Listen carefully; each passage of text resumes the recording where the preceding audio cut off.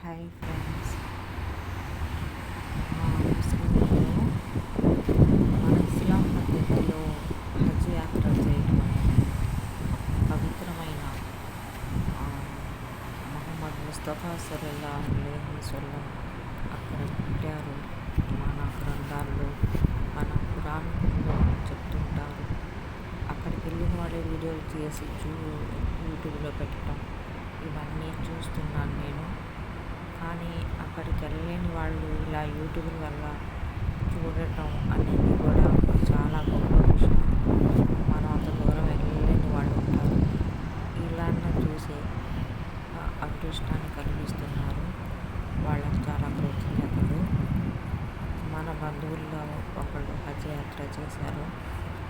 అక్కడికి వెళితే కొన్ని నియమాలు, అక్కడికి వెళ్ళొచ్చిన తర్వాత ఒక నిష్ట, పవిత్రంగా ఉంటూ అబద్ధాలు చెప్పకూడదు. ఏది కూడా మనం ఒక సిన్సియరిటీగా ఉండాలి. ఎవరిని నొప్పించకూడదు. కొన్ని రూల్స్ ఇవన్నీ చెప్తూ ఉంటారు. వాళ్ళు వెళ్ళొచ్చిన వాళ్ళు అలా కొంతమంది ఉన్నారు, రూల్స్ పాటిస్తున్నారు, అన్నీ ఓకే ఫ్రెండ్స్. హిందువుల్లో కూడా కాశీ పవిత్ర స్థలం. కాశీకి వెళ్ళొచ్చిన వాళ్ళు గంగలో కలిసి స్నానం చేస్తే ఎంతో పుణ్యం అని హిందూ సంప్రదాయాల్లో కొన్ని అక్కడికి వెళ్ళిన తర్వాత ఒక ఏదో అనుకున్నది మన మనసులో వదిలేసి వస్తారు. అది ఇంకా వాళ్ళు ముట్టుకోరు. ఆ వదిలేసింది అలాగే పాటిస్తారు.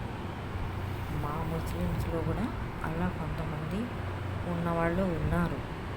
కాకపోతే మన బంధువుల్లో హజ్ యాత్ర చేసి వచ్చి డబ్బుల దగ్గరకు వచ్చేటప్పటికి ఆ హజ్ యాత్ర చేసింది, ఆ దైవ సన్నద్ధి చేసి వచ్చి ఉంది కూడా మర్చిపోయి ఆ డబ్బు అనేది అటు తిరిగి ఇటు తిరిగి ఎటు తిరిగినా కూడా డబ్బు ఎంతటి మనిషికైనా ఏమైనా చేయగలదు అన్నది మాత్రం నిజం అనేది తను నిరూపించింది. ఎందుకంటే డబ్బు పిల్లల కోసమే కదా మనం ఏది చేసినా. ఆ పిల్లలకు వదిలేయాలి. అందులో నాకు కావాలి, నా వాటా కావాలి, అది ఇది అని తను హెరాస్ చేయటం, పిల్లలకి అడ్డం తిరిగి మాట్లాడటం ఇలా చేస్తుంది.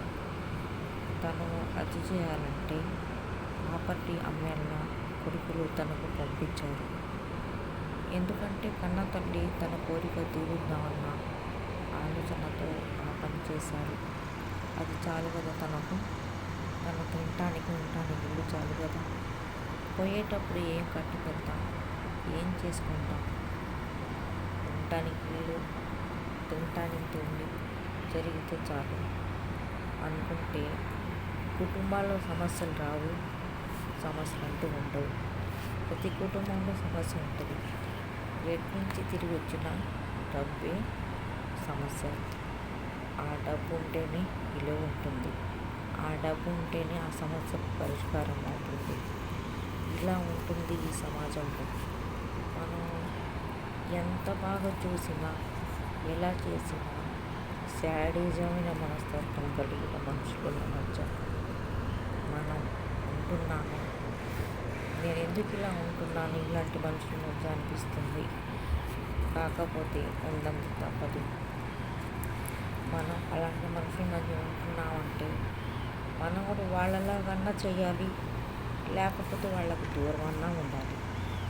అలా ఉండలేము, ఇలా చేయలేము. ఏదైనా కానీ డబ్బు మనిషికి ఎంత పనైనా చేపిస్తున్నది, అది నిజం. డబ్బు ఉండాలి, లేక నోరన్నా ఉండాలి, లేదా పలుకుబడి అన్నా ఉండాలి. ఈ మూడిట్లో ఏదో ఒకటి ఉండాలి. ఏమి లేని వాళ్ళకి ఏమీ ఉండదు. ఇలా ఉన్నోళ్ళు ఎలా అయినా బతకగలరు. ఇలా సమాజం నడుస్తుంది. మంచి అంటారు కానీ ఒక్క మంచి పని చేయరు. ఇలా చేయకూడదు, అలా చేయకూడదు, ఎందుకు చేశారంటారు. అన్న వాళ్ళే అన్నీ చేస్తారు.